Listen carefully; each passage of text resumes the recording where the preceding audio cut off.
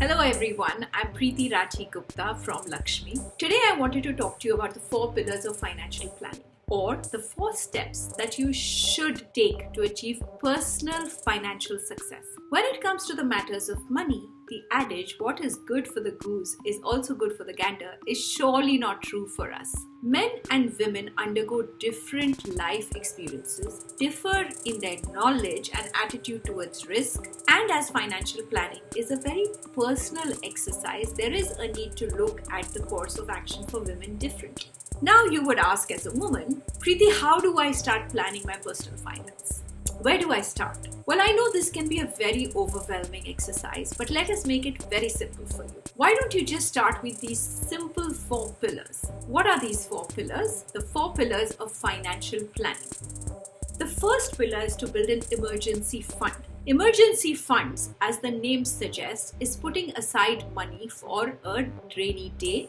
It is your safety net against any disruption in the flow of earnings. Why is it important to have an emergency fund? Well, if anything, the pandemic has been a great alarming reminder of the uncertainty of life, jobs, earnings, careers, no matter how well placed you may be during these times. Therefore, in times like these, you must always have some amount of liquid money kept aside for a rainy day. While everybody's needs are different, the general rule of thumb is to keep aside 6 months of your income or 6 months of your expenses minimum. If you're a freelancer or your income comes in chunks, it may be worthwhile to even look at 8 to 10 months of expenses to be put aside as an emergency fund. What should you do with these funds? Well, don't let them lie idle in a bank account. Try and put at least 90% into ultra short-term investment tools like recurring deposits, debt funds, or even an arbitrage fund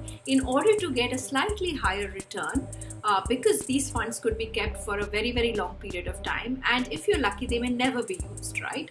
So to target better returns, try and put at least 90% in some sort of ultra short-term tools. The second pillar of financial planning is to build a retirement fund. As you grow older, the sources of your income stop increasing.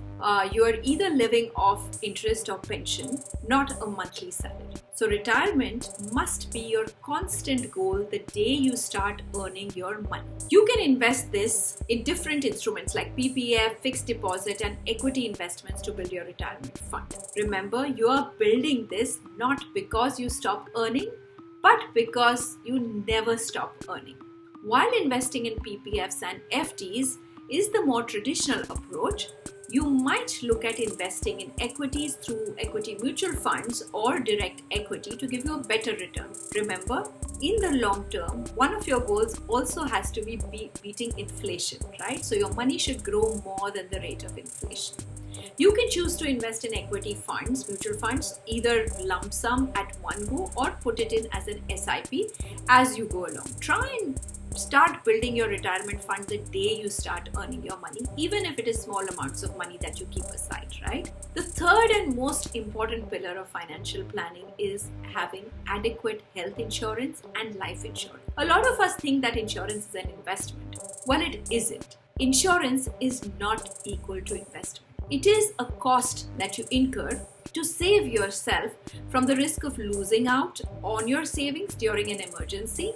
Financial security and protection are the 2 most important benefits of a health and life cover or a health and life insurance.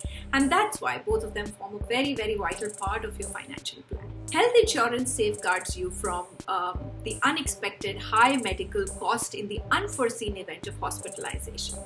And life insurance pays out a death benefit to your family in the case of premature death. One thing you must always ensure is to keep your insurance separate from your investments.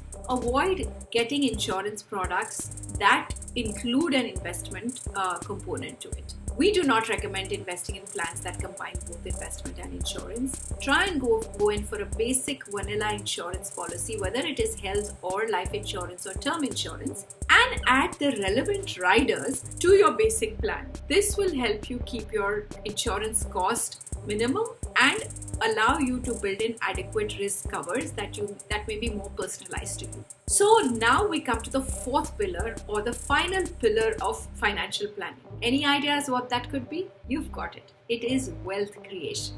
Money does not grow on trees, but it does grow. Your money will grow if you invest it right. So increase your savings and make your money work harder for you. Invest this savings in different inflation-beating investment tools based on your financial goals and watch your savings grow. Remember, setting in financial goals is a good way to start your wealth growing strategy, right? Or wealth creation strategy. And you have to invest in inflation beating instruments to grow your money. That means your money should grow more than the inflation. So to sum it all up, what are the 4 pillars of financial planning? Creating an emergency fund, keeping aside money for the rainy day, retirement fund so that you can retire rich and happy, health insurance and life insurance, and 4th, wealth creation so that you are able to achieve all your financial goals. If you have liked this video, share it with your friends and family, especially with the young women who are just starting their journey of earning